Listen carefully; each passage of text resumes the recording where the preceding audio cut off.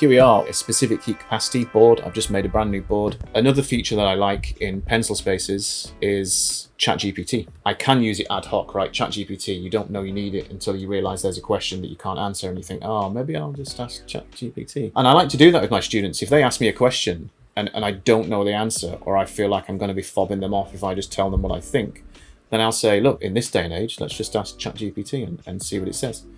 With the caveat that it might not be completely correct. But if it's like a fact-finding thing, then it usually is correct. And this is one example of that. So specific heat capacity, the way I teach this is I would use my colors here. So I'm going to use a blue and I'm pressing shift as I draw this so that it comes out in a straight line. Again, a feature I love and I tell my students about, particularly with graphs. I'm going to go to a blue highlighter and I'm going to color this in.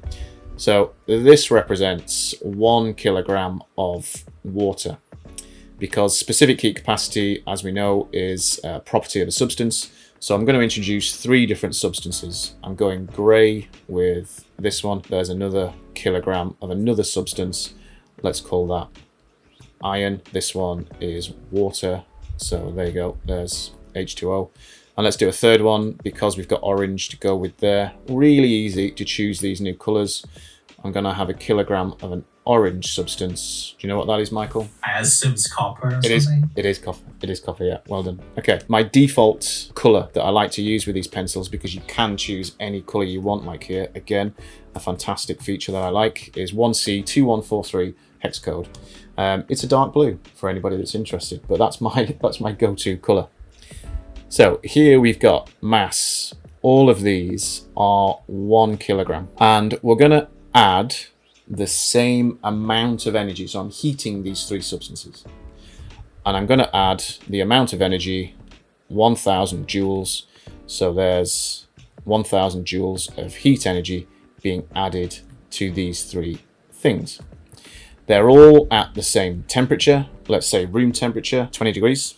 So their initial temperature is 20 degrees. Now, if I add 1000 joules to each of these substances, then what will happen to each of those 3 substances and the temperature of those 3 substances? They heat up? They heat up, yeah, exactly. Now, the point is that they don't heat up by the same amount to the same temperature. They all start off at the same temperature. They're all the same mass. They're all being added the same amount of heat energy, but they don't end up at the same temperature. And that's kind of counterintuitive. I talk to my students about that, but the reason is specific heat capacity. Each of these 3 substances has a different specific heat capacity. So I don't know what the specific heat capacities of these are. I remember water because it comes up in exams all the time, 4,200 joules per kilogram degrees C, but I don't know what iron is. I don't know what copper is. So this is a great example of where I would use ChatGPT just to give me that fact information. I don't need to go off screen and go onto Google and type it in. I can do it all in-house on pencil spaces. In front of me. Exactly, yeah. So I've gone to the apps board again, and I don't need to scroll down because it's right there. I'm going to click chat with GPT.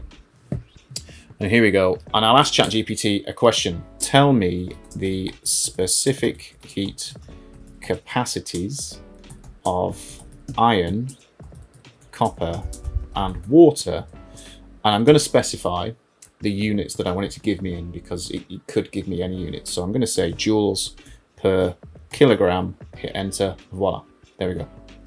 So I don't need to remember these numbers, there they are, and it's a great example of just finding out a little bit of information that you're not expected to remember. If this came up as a question on an exam, you'd be given the information, or you'd have to calculate it. But it's a nice little aside where a student sees me working in real time in the way that I would do it, using a fantastic tool, again, in-house, and you can see that.